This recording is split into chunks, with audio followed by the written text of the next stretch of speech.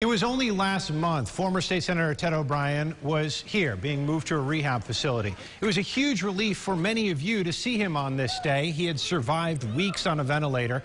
His wife Sue had let the public know that at one point it was touch and go. But now he's home and walking 2 miles a day. A remarkable turnaround. O'Brien credits the medical team at Rochester General and the hours and hours his family talked to him over the phone while he was in a coma.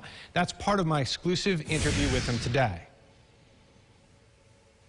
When did this all start and how did it start? I never had a fever, and fever was one of the telltale signs of a coronavirus.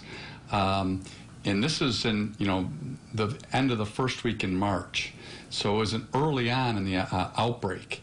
And so I contacted my doctor, who said, you probably have a different kind of flu variant. Come in and we'll test you. And they tested for flu, which came back negative. And he called to tell me that it came back negative.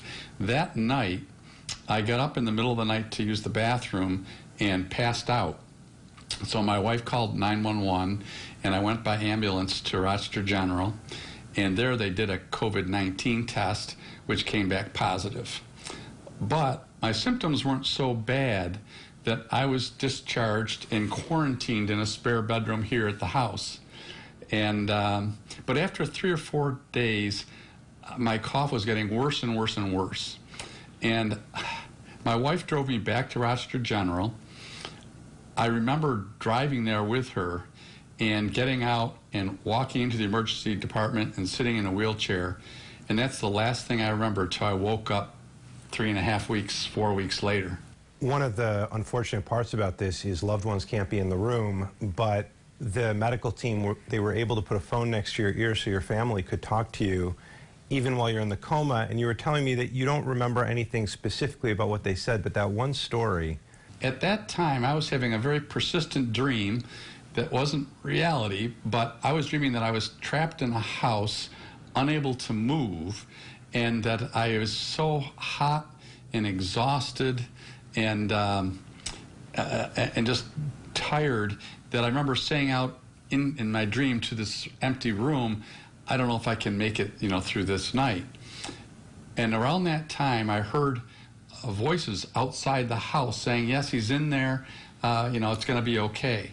And in my dream, I felt this huge sense of relief just overwhelm me that allowed me to relax, and I slept more restfully. And so after I was taken out of the coma, I asked my wife, I said, was my brother-in-law on the cell phone calls? Because I heard his voice in this dream. They said, oh, yes, he was talking to you like every day.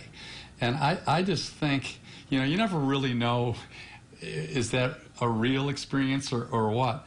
But in my mind, I think hearing familiar voices was an important turning point for me, and it allowed me to begin to feel like I could recover. Just got chills. Because of that experience, Ted and Sue and their family have started a fund to get technology into hospitals to help patients better communicate with loved ones. And we have a link to that fund in this story at rochesterfirst.com right now.